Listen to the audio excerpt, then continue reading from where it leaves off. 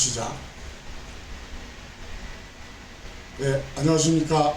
대한민국을 사랑하는 애국 시민 여러분, 애국두서TV 수다방송 시작하겠습니다. 옆에 계신 우리 선생님은 오병모 선생님이라고 하는데요. 인사 말씀 잠깐 하시죠. 안녕하세요. 애국 시민 여러분, 나라가 참으로 심히 혼란스럽습니다. 4.15 부정선거 우리가 열심히 주말마다 시위를 하는데 7월 28일 기각 판결을 내리고 우리가 많이 실망스럽고 또 변론 기일이 어제 그저께인가요? 어제군요. 변론이 기일이 있었는데 지금 많은 증거들이 나타났음에도 불구하고 변론 기일이나 또 법원에서 재판 날짜를 잡지 않고 재검표를 하지 않고 질질 끌면서 우리나라 선거의 부정선거에 대한 내용을 우리 국민들 속에서 머릿속에서 지워버리려고 하는 악한 행위가 날마다 이어지고 있는 것을 보면서 참담한 심령을 금할 길이 없습니다. 자, 근데 오 선생님, 어저께 금요일날 변론기일 그게 이제 오산시하고 오산시 옛날에 합참의장 하셨던 분 최윤희 후보님 입건하고 그 다음에 저기 남양주시 그거에 대한 이제 변론기일이었는데 남양주시는 모르겠는데 하여튼 오산에서는 재검표가 한 번 있었는데 재검표가 있었는데 워낙 가짜 투표지들이 많이 나오니까 그리고 그 가짜 투표지를 대법관들 검증하는 대법관들한테 이런 가짜 투표지가 있었다라고 하는데 받아주질 않자 보이콧을 하고 나온 거예요. 그래가지고 재검표가 사실은 진행을 하다가 원고 측 최윤희 합참의장님 후보로 나왔던 오산시 거기서 우리는 이대로는 재검표를 하지 못한다. 그래서 보이콧하겠다. 이렇게 현재 그런 상태였고 어제는 변론 기일에 그럼 앞으로 어떤 것을 검증할 것이냐 이런 얘기를 했던 거예요. 그래서 어제 보면은 좀 재판장에서 딱 느껴지는 게 뭐 하나 있진 않던데 저는 하나 있었는데 제가 먼저 말씀을 드리면은 원고 측에서 이제 원고 측 변호인들 있잖아요. 고노영 변호사님이나 박주현 변호사나 이런 사람들이 이제 이러한 증거들이 있다, 이런 정황들이 있다 하는데 재판부에서 자꾸 끊어요. 그런 느낌이 들었어요. 어떠세요? 그런 생각 안 들으셨나요?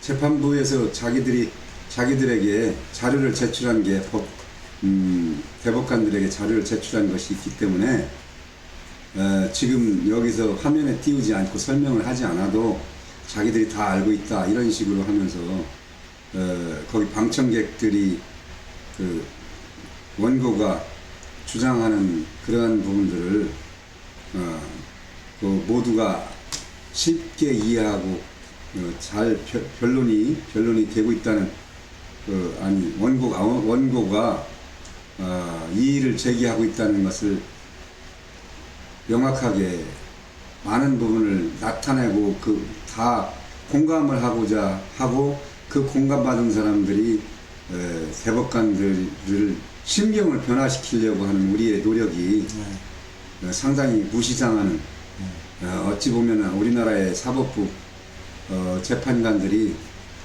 변호사들 원고 측 변호사들을 어찌 보면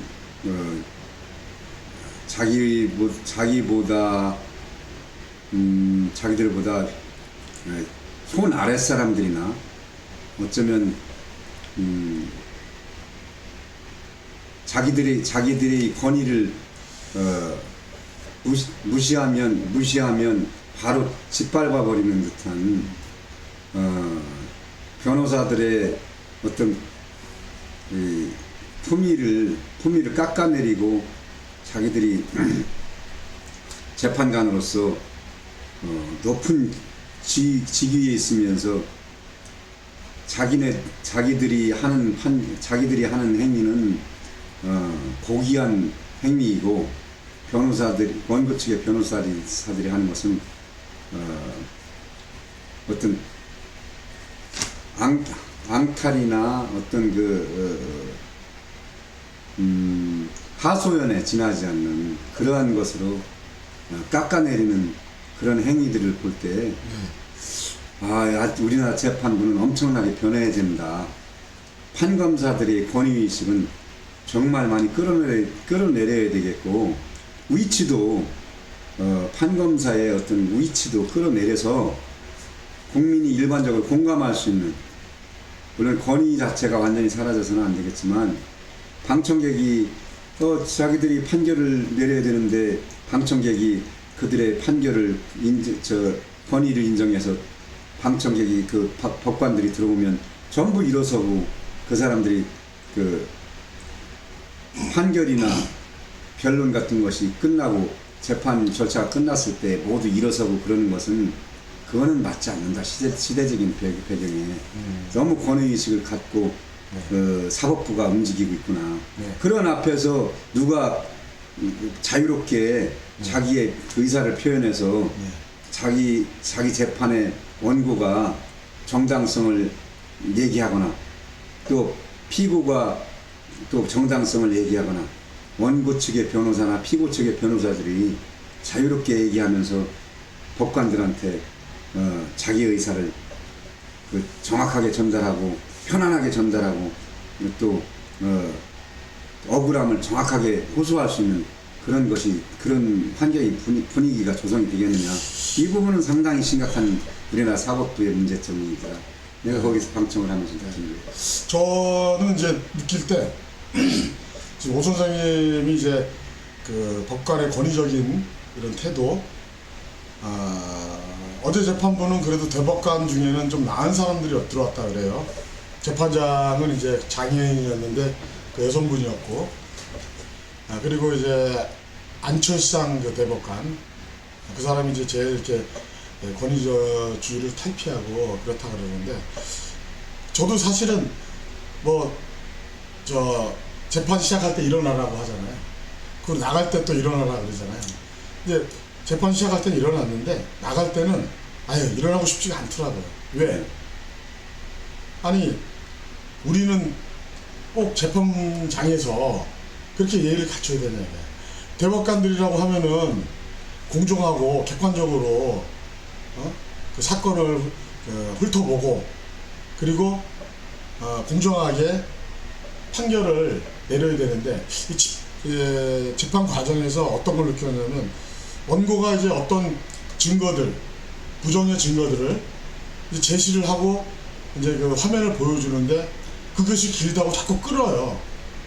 그러면은 뭐냐면 귀찮아서 끊는 건지 아니면 계속 이렇게 부정선거에 대한 증거가 계속 이제 얘기를 하니까 이것이 이제 자기들이 이제 나중에 변명을 하기 위해서 판결을 좀 자기들 선관위 피고 측 선관위에게 유리하게 판결 내리기 위해서 일부러 가로막고 있는 것이 아닌가, 이런 좀 의심이 들었어요. 그래서 이거 우리 재판부가 더군다나 최고의 권위를 갖고 국민으로부터 신뢰가 있는, 여태까지 신뢰가 얼마 전까지 해도 대법원 하면 신뢰가 있었잖아요. 그런 신뢰감을 무너뜨리는 그러한 지금 재판 과정인 것 같아요. 지금 이 선거 무효소송, 당선 무효소송, 전국에 130 한 9곳인가 지금 그 재판이 선거 무효소송이 지금 진행 중인데, 현재 지금 2건은 기각이 됐고, 그 두 건은 이제 민경욱 전 의원이 있었던 인천 연수구를, 그 다음에 경남 양산을, 그건 기각이 됐어요. 그래서 이번에는 오산하고 남양주하고 이거였었는데 어쨌든 어저께는 그래도 변호사들이 좀 왔어요. 예. 우리 저 오선영이 보실 때 그 변호사 원고 측 변호사들이 제대로 어떻게 그 변론을 좀 잘 했느냐 이런 생각이 그건 어떻게 보세요? 박주현 변호사는 핵심을 잘 가지고 많이 준비를 해가지고 어필을 좀 하려고 했는데 자꾸 이제 제지를 당하는 것 같고 또 그렇죠. 제지당했죠. 도태호 변호사. 네. 도태호 변호사는 거기서 이제 변론을 하는 것이 법정에서 이제 강한 말로 하니까 이제 목소리가 커지니까 억양이 셌다. 억양이 세니까 이제 그 분위기가 아까 얘기했듯이 법관의 어떤 법관들이 변호사들의 행동 하나하나를 일일이 자기들에게 비위를 거슬리면 불리하게 적용이 될 수 있는 그러한 분위기가 형성이 되어 있는 법정에 우리나라 법정이 나름 도태호 변호사는 정의롭게 또 물론 이제 법정에서 감정적인 표현을 해서는 안 된다고 법정에서 진행하는 진행자가 그렇게 얘기를 하는데 사실 그 판사들은 감정에 자기들도 감정에 따라서 재판을 할 때에 형량이 달라지거나 어떤 기각이 아닌 것을 인용을 하거나 기각을 판결하거나 감정에 따라서 사실 되어지는 거 아닙니까? 근데 그런 것이 변호사들이 표정 보고 변호사들이 자기네들 언짢게 하면 판결을 더 나쁘게 하는 쪽으로 갈 수 있다는 그런 우리나라 사법부의 이런 모습이 참 바뀌어야 되는 문제다. 이건 심각한 문제다. 이런 생각이 어제 느껴졌습니다. 제가 이렇게 잠깐 파이낸스 투데이를 띄워봤는데요. 오늘 4.15 총선, 어저께 얘기입니다. 오산시와 파주을, 남양주가 아니라 착각했습니다. 파주 선거무효 소송 변론기일이 열렸는데, 이게 지금 지금 사진에서 보여지는 것처럼 요 부분 있잖아요. 이게 지금 투표지 보면 이렇게 쭉 이렇게 검은색 띠 같은 게 있잖아요. 예. 이 검은색 띠는 절대 이게 뭐냐면 이런 검은색 띠가 나타날 수도 없고 나타난다로 어떤 장애는 나타난다 하더라도 요렇게 여기 약간 나온다거나 이쪽에서 이렇게 약간 나온다거나 이렇게 할 수는 있어요. 그러니까 그런데 이렇게 한 줄로 쭉 이렇게 돼 있는 거는 이거는 뭐냐 인쇄를 해서 저건 사전 선거가 아니고 본선거 투표용지 같은데. 자 이게 그렇죠? 이 지금 여기 띄어있죠. 예. 이런 번호 이게 본투표예요. 예. 본투표인데 지금 여기 보면은 사전 선거는 이제 QR 코드로 찍혀 있었기 때문에 이거 본투표입니다. 본투표지가 저렇게 나오는 경우는 자 이렇게 된 거는 뭐냐면은 이거는 대량으로 인쇄를 해가지고 인쇄 분량이 나온 거예요. 그러니까 인쇄 분량 나와서 재단을 하니까 똑같이 인쇄하다 보니까 저렇게 이렇게 일자로 쭉 이렇게 이어진 거예요. 이 결정적인 증거입니다. 그렇죠. 근데 박주현 변호사가 이 부분을 얘기했어요. 이게 이런 일이 일어날 수가 없다. 그렇죠. 근데 지금 이렇게 쭉 일자로 된 거는 뭐냐면 이 시에서 오산시의 투표지가 완전 바뀌었다는 거예요. 그렇죠. 다른 걸로. 그러니까 기존에 있는 투표지는 싹 갖다 버려버렸는지 다른 데다 짱박아 놨는지 모르겠는데 이 투표지를 시켜서 새롭게 만들어가지고 투입했다는 거예요. 아니, 통과리를 했다는 얘기죠. 대량 인쇄해서 네. 그런 겁니다. 중국이나 어디에서 네. 어설픈 인쇄 기술로 네. 대량으로 제작을 해서 네. 갖다 집어넣었다는 얘기가 되는 거겠죠. 네네. 그렇죠. 그렇게 우리는 합리적인 의심을 할 수밖에 없어요. 네.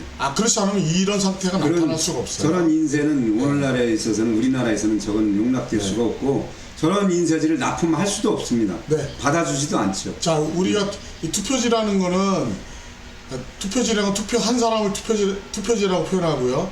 투표 용지가 중앙선관위 그리고 각급 선관위에 그 보급이 될 때는 이런 것도 다 체크합니다. 그렇죠. 인쇄 불량인지 아닌지를 그렇죠. 다 체크하고 인쇄 불량이 없는 상태로 그 투표 장소로 이제 이송이 되는데, 자, 이런 게 있다는 것 자체는 이게 있을 수 없는 일이니까 이거 하나만 가지고도 사실은 이 선거가 무결하지 못하구나.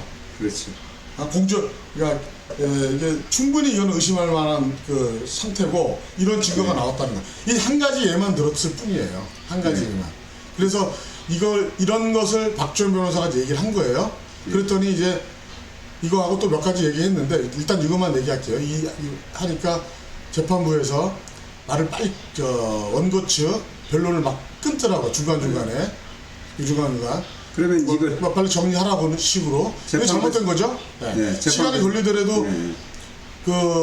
명백하게 이건 잘못된 짚고 넘어가야 되고 이거 뭐 수사 요청을 한다거나 이렇게 그렇죠. 해야 되는데 네. 그게 없었다는 거예요. 수사 요청을 대법관들이 네. 이게 당선 결과와 상관없이 당락의 결정을 주거나 부정선거에 결정을 주는 건 아니지만 이거는 문제점이 다분히 있다고 보여지기 때문에 수사를 요청을 하는 것이 정상이지. 네. 그리고 이제 이것은 이제 박주현 변호사 그분이 이제 말씀 이제 한 거고 권호영 변호사는 이 부분을 얘기했어요. 예. 여기 이거는 이제 본 투표지입니다. 예. 여기 보면 선거관리관 도장이 있죠. 저것도 원래 사인이 찍혀야 되는 건데. 자, 사인이 찍혀야 되는데 어떤 게 사인이냐면은 쉽게 해서 우리가 일반적인 사람들은 자기 도장들을 다 가지고 있어요. 그리고 그 도장 특히 뭐 임금 도장이든지 뭐 자기가 중요하게 쓰는 이런 도장들 아니면 막도장도 상관없이 컴퓨터로 파는 건 없어요. 대부분 다 사람 손으로 팝니다. 예. 사람 손으로 판 그 도장은 위조가 안 돼요. 그렇지. 왜냐하면 도장을 팔 때 이 도장 파는 사람이 힘의 강도 그리고 그 사람의 그 필체가 도장에 고스란히 남아 있어요. 그렇죠. 그 사인 도장을 쓰라는 것은 그 사람이 평소에 가지고 있거나 아니면 이 선거를 위해서 도장을 자기가 개인적으로 파야 되는 거예요. 그렇죠. 컴퓨터로 파면 안 되는 겁니다. 그러니까 직접 사람 손으로 판 도장을 쓰라는 뜻인데 이거는 뭐냐면은 이 투표관리관 도장이 컴퓨터로 파진 거예요. 그러면 이것은 전국 어디서나 세계 각지 어디서나 다 팔 수 있는 거예요. 그렇기 때문에 이 도장을 가지고 몇 개를 가지고 있으면은요, 네? 얼마든지 조작이 가능한 거예요. 그러니까 저거는 그래서 이 부분을 얘기했던 거예요. 고노영 변호사님이 각 선관위에서 일괄적으로 제작을 해서 나눠준 거죠. 나눠준 다음에 그것을 선거가 끝나면 다 수거해 갈 겁니다. 저 도장은 그렇게 그 제작을 선관위에서 제작을 한 제작한 거예요. 도장이에요. 개인이 판 것이 아니라고 하죠. 제가 강북구 선관위 앞에서 제가 감시 활동을 하면서 수시로 대강 연락하니까 젊은 아이들이 막 들어가요. 강북구 선관위로. 그래서 제가 따라 들어가 봤어요. 뭔가 하고 봤더니 이거 투표 관리인 도장을 나눠주는 거예요. 강북구 선관위에서. 네, 직접 목격을 목격했습니다. 정확한 거죠. 그리고 그 전날에도 거기 강북구 선관위 직원들이 이 도장을 쾅쾅 이렇게 찍어봐요. 이렇게 쾅쾅. 이렇게 쾅쾅 찍어봐요. 종이에다가 잘 나오는지 안 나오는지. 그게 만년 도장입니다. 컴퓨터로 판 거. 그리고 그 다음날 그 투표관리관들 할 그 직원들한테 선거관리, 투표관리관 할 사람들에게 이걸 나눠주더라고요. 그러면 이것은 얼마든지 다른 데서 많이 제작해가지고 계속 불법적으로 이런 투표용지 인쇄해가지고 계속 찍을 수도 있잖아요. 그렇지. 기호 1번 네. 누구 이렇게 막 찍을 수 있잖아요. 예. 자, 이것 때문에 이 투표관리관 도장이 문제인 거예요. 그렇지. 두 번째, 권오영 변호사님이 이제 어떤 걸 지적을 했냐면은 바코드하고 QR코드를 지적을 했어요. 예. 우리 오 선생님도 분명히 구분된다는 거 알고 계실 텐데 바코드와 QR코드의 차이점이 뭡니까? 그 부분은 바코드는 그 개인의 정보나 이런 것을 담을 수가 없고 그냥 단지 숫자 그냥 지금 이제 바코드에 대한 부분은 좀 시간이 지나서 잊어버렸는데 바코드는 여러 가지 정보를 많은 정보를 담지를 못하죠. 하여튼 아주 작은 정보만 가지고 있을 수 있고 QR코드는 많은 정보 수없이 많은 수천 가지 정보를 가지고 있을 수 있기 때문에 QR코드를 사용을 하면 QR코드가 예를 들어서 이제 선거 사전 선거의 경우는 사전 선거를 하는 사람들이 한 장씩 투표용지를 뽑아서 1년 번호표를 떼면서 투표를 하게 되는데 그러면 사전 선거에서 투표를 할 때에 1년 번호를 띄고 자기 이름, 자기 투표 참가 명단을 기재를 할 때 기재를 하고 투표를 하고 나면 이게 나중에 QR코드로 제작이 되어 있으면 각 개인마다 QR코드를 달리해서 QR코드 나중에 개표할 때 어떤 사람이 투표를 했는지 어떤 사람의 인적사항을 알 수가 있다는 얘기를 해요. 네. 그래서 QR코드는 문제가 심각한 것이고 네. 바코드는 개인정보를 입력할 수 있는 정도가 안 되고 네. 단순하게 이제 투표 위치나 투표 매수 정도만 입력을 할 수 있는 정도의 그런 투표용지 제작 방법이 그렇다는 것이죠. 자, 지금 우리 오병헌 선생님이 지금 잘 정확히 알고 계세요. 그런데 제가 잠깐 부연 설명을 드리면 바코드는요, 뭐냐면은 우리가 슈퍼에서 찍는 게 다 바코드입니다. 그렇죠. 네. 그러니까 막대 모양으로 길게 직사각형 모양으로 이렇게 막대 모양으로 그려진 건데 그게 바코드인데 바코드는 먼저 선거명이라고 하면 뭐하냐면 선거구. 자 이번에 6.1 지방선거가 있었죠. 그러면 선거명. 2022년 6월 1일 지방선거 이게 선거명입니다. 그 다음에 선거구명. 선거구. 자, 선거구가 어디냐? 저 같은 경우는 서울시 강북구 몇 투표소. 자, 이것까지가 이제 선거구 명이고요. 그 다음에 선거일. 선거일이 2020년 6월 1일. 그 다음에 이 사람이 몇 번째 찍었는지 이 순서 이것까지입니다. 이게 이제 바코드가 바코드로 확인할 수 있는 거고요. QR코드는 뭐냐면 지금 바코드에 말씀드린 이 내용과 더불어서 그 사람이 누군지 알아요. 제 이름이 이성주인데 옆에 계신 우리 선생님은 오병호입니다. 그럼 이성주가 투표를 했어. 그걸 알 수 있어요. 두 번째, 내 주민번호를 알 수 있어요. QR코드로. 그 개인정보 그리고 다 그리고 내가 남자인지 여자인지 알 수 있습니다. 그 내 주소까지도 알아요. 자, 이거는 뭐냐면은 사전투표를 우리가 많이 하면 할수록 빅데이터가 쌓여요.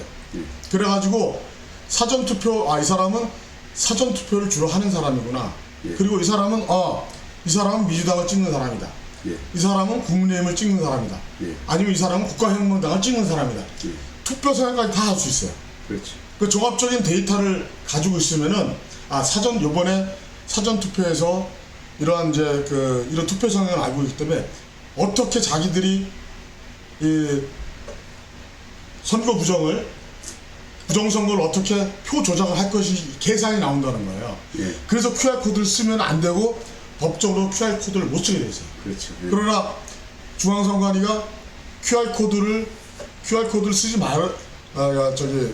바코드를 사용하라고 분명히 명시되어 있음에도 불구하고 QR코드가 바코드와 같다라는 말도 안 되는, 그렇죠. 그죠? 거짓 주장으로 지금까지 써오고 있는 거예요. 예. 그리고 이거 정치권에서 이거는 예를 들어 국민의힘에서 이 QR코드가 공직선거법에 이게 분명히 나와 있는 바코드를 쓰라고 했으니까 이거를 사용하고 쓰면 안 돼. 강력하게 얘기해야죠. 근데 그걸 지금 안 하고 있어요. 그걸 국민의힘 대표로 해서 3명인가 가서 중앙선관위에 가서 QR코드를 사용 못하게 하는 것과 사인을 찍는 것과 3가지 정도인가를 얘기를 했다고 그러는데, 중앙선관위에서 우리가 선거 편의상 그것은 그대로 진행해야 된다 이렇게 하니까 중앙선관위에 눌린 국민의힘 대표들이 그냥 스물스물 물러났다는 거예요. 그러니까 그게 참 그러고 보면 그 당시에는 6.1 지방선거 때 여당이었죠. 자, 윤석열 대통령을 당선을 시켰으면 여당이면은 강력하게 얘기해서 QR코드 사용하면 안 된다. 그죠? 자, QR코드 사용하면 안 된다. 그리고 이 여러 가지 있잖아요. 우선은 QR코드 문제를 먼저 짚고 넘어갔어요. 그리고 그 투표관리관 도장을 그렇죠. 만년 도장 컴퓨터로 파면 안 된다. 그렇죠. 이거는 사인이기 때문에 사인이 컴퓨터로 만든 도장을 쓰질 않아요. 그렇죠. 내가 어디 가서 은행 가서라든지 어디 무슨 무슨 일이 도장 찍을 일이 있으면은 도장집에 가서 내가 그 도장 파주는 그 집에서 손으로 판 도장을 가지고 사용하지, 그게 사인이잖아요.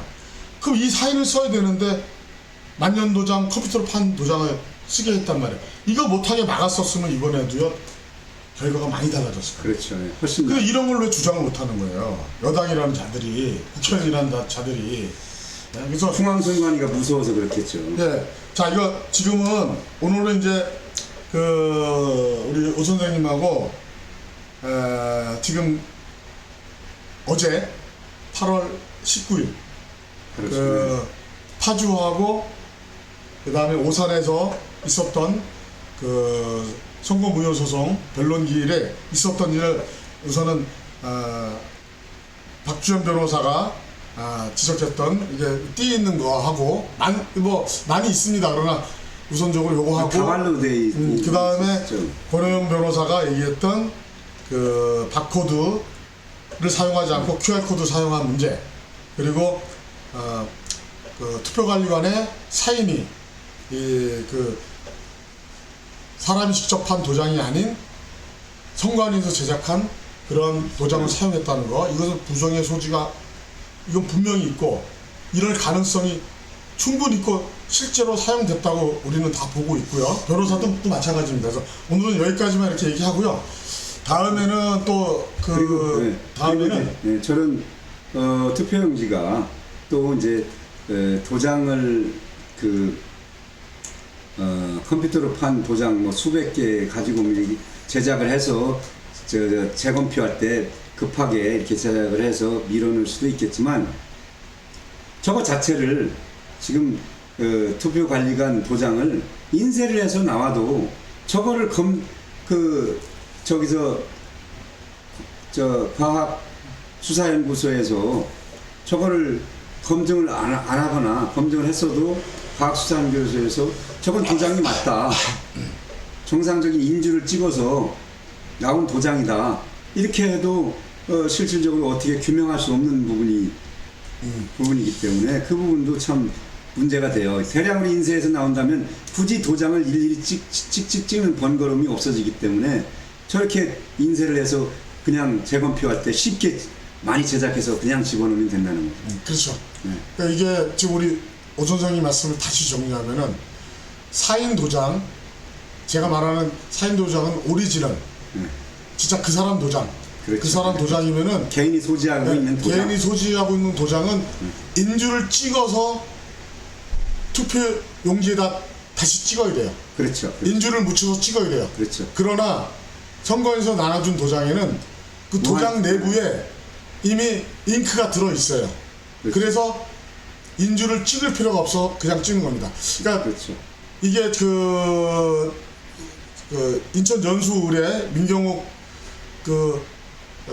전 의원님이 나왔던 인천 연수울에서 일장기 투표지가 제가 추측컨대 그거예요.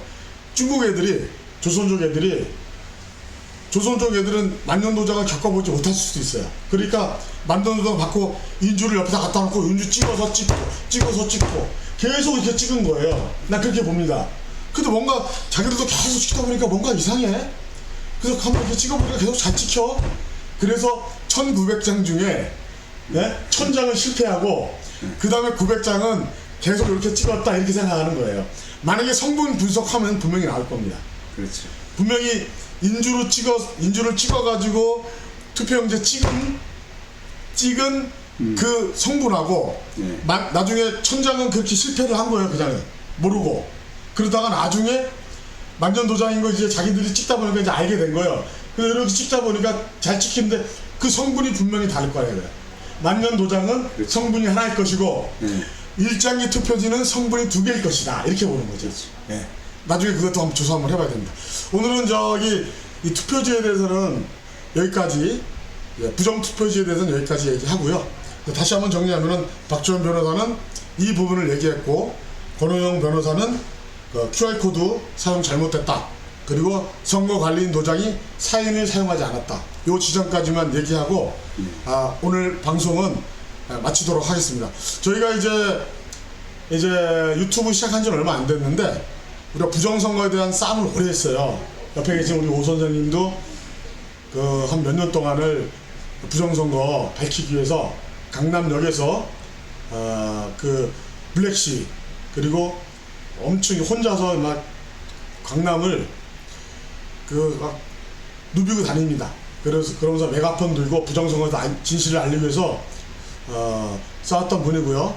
저도 블랙시 매번 참여해서 이렇게 싸우는 사람이다 보니까 전문가는 아니더라도 그래도 어느 정도는 부정선거 그리고 이런 걸 알고 있어요. 현실을. 그래서 다음번 방송 때는 다른 또 주제로 다른 그 부정행위 가지고 우리가 얘기해 보는 걸로 하고 방송은 오늘 방송은 마치도록 하겠습니다. 오병호 선생님 시청자들께 인사 한번 드리고 마감하죠. 네, 시민 여러분 또 애국 국민 여러분, 우리가 부정선거를 외면하고 나라의 자유민주주의를 누릴 수는 없습니다. 자유민주주의 존립은 부정선거를 막지 못하면 자유민주주의 존립은 불가능합니다. 시민 여러분, 애국 국민 여러분, 우리가 애국 국민은 부정선거를 널리 알려야 되겠고, 시민 여러분은 좀 깨어나서 윤석열 대통령을 지지하고 또 자유민주주의를 위해서 주변 사람들에게 우리나라가 정상적인 것이 아니다. 언론이나 사법부나 또 입법부, 국회의원들과 또 행정부나 그런 사람들에게 견제를 해줘야, 국민이 견제를 해주어야 자유민주주의가 올바로 전립이 될 것입니다. 그들의 말에 현혹이 되어서 언론이나 더불어민주당 야당들의 어떤 옳지 않은, 저들은 정의를 말하지만 정의로운 자들이 아니고요. 저들의 온갖 미사여우는 입에 발린 얘기고, 또 어찌 보면 저들이 말하는 것은 자기들의 정당성을 부정하지만 정당성을 자꾸 내세워서 자기들의 지지를 얻기 위한 그런 방편의 하나이기 때문에 저들을 규제하는, 저들에게 저항하는 세력으로 우리가 자꾸 국민이 깨어 있어야 저들이 변하지, 그렇지 않으면 저들로 인해 우리는 억울한 지배를 받거나 공산주의 세력의 지배를 받거나 아니면 중국의 속국이 되거나 이러한 참혹한 지경까지 이룰 수 있기 때문에 국민이 깨어서 저항을 하고 연구를 하고 많이 깨닫는 그러한 대한민국 국민이 되었으면 좋겠습니다. 인사를 마치겠습니다. 네. 자, 마지막 인사 말씀 들었습니다. 자, 지금까지 시청해주신 애국시민 여러분, 감사합니다. 다음 편에 뵙겠습니다. 감사합니다. 감사합니다.